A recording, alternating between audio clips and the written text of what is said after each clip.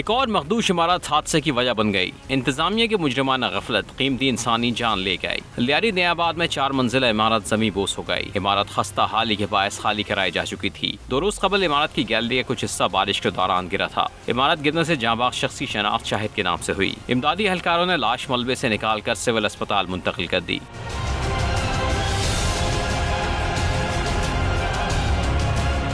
मलबे तले दबकर एक रिक्शा भी तबाह हो गया। पुलिस के मुताबिक इमारत में एक मैकेनिक शॉप भी वाक़ थी, जहां बाग शख्स मुमकिन तौर पर रिक्शा ड्राइवर है। जब ये 1 साल से इसकी हालत ऐसी थी, ये कभी भी गिर सकती थी।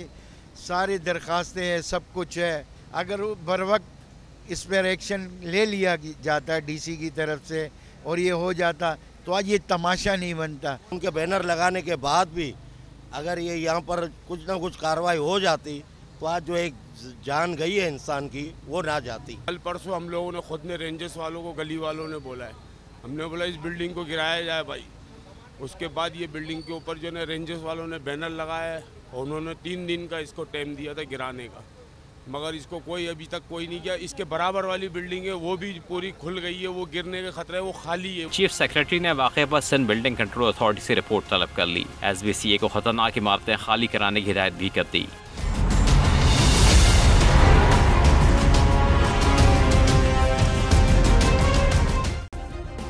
सब्सक्राइब करें और बेल दबाएं ताकि कोई खबर रह न जाए।